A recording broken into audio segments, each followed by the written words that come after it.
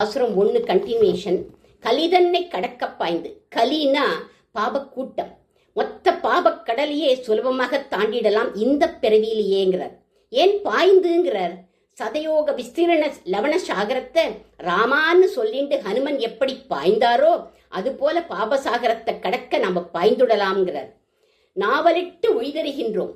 ரங்காங்கிற நாமாவை சொல்லி பாபசாகரத்தை பாய்ந்து கடந்ததால நாவலோ நாவல் நாவலோ நாவல்னு வெற்றி நடை போட்டுண்டு யார் மேல ஏறி வருவோம்னா நமன் தமர் தலைகள் மீது, யமன் அவனுடைய கிங்கரர்கள் தலை மீது கால வச்சு ஜெயகோஷம் பண்ணிட்டு வருவோம்.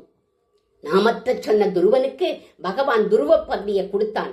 அந்த சமயம் யமன் துருவன் கிட்ட தலைய குனிஞ்சுண்டு என்னோட தலை மேல கால வச்சு ஏறி போகணும்னு பிரார்த்திச்சான்.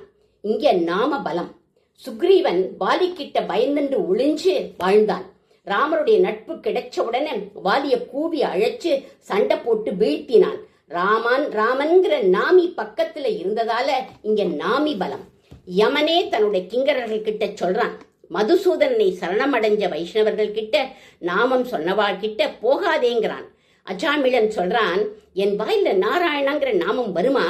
அவன் என் வாயில வரவழைச்சு என்னை காப்பாத்திட்டான் அப்படிங்கிறார். யார் ஹரிகதை கேட்கலையோ, யார் சொல்லலையோ, மூர்கர்கள் நாமம் சொல்லாதவர்களை விசாரிச்சு தண்டனை கொடுங்கோங்கிறான். மூவுலகு உண்டு உமிழ்ந்த முதல்வா, ஊழிக்காலத்துல மூவுலகத்தையும் உண்டு மீண்டும் படைப்பு காலத்துல உமிழ்ந்து வெளிக்கொண்டு வந்த முதல்வனே, ஏகோ விஷ்ணுர் மகத்பூதம் இருப்பவனின் நாமம் கற்று ஆவலிப் புடமை கண்டாய். ரங்கா, உன்னை விட உன் திருநாமம் ஏற்ற முடியாது. 1000 உலகேழ் அளிக்கும் பேருங்கிறார் நம்மாழ்வார் கூட. பெருமாள் கட்டிப்பொன் போலே, அவன் திருநாமம் பனிப்பொன் போலே.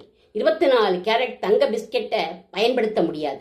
ஆனா 22 கேரட் தங்க நகை அணிஞ்சுட்டு போகலாம், எப்படி வேணாலும் பயன்படுத்தலாம். அந்த மாதிரி பகவன் நாமாவை எங்க வேணாலும் எப்ப வேணாலும் சொல்லலாம், நியமம் கிடையாது. ஆவலி புடமை கண்டாய் அரங்கமா நகருளானே. ரங்கா, உன்னோட நாமத்தை சொல்ல சொல்ல எனக்கு ஆவலிப்பு. என் முகத்தை பாரு ரங்கா, நான் எவ்வளவு அழகா இருக்கேன் கண்டாய் அப்படிங்கிறார்.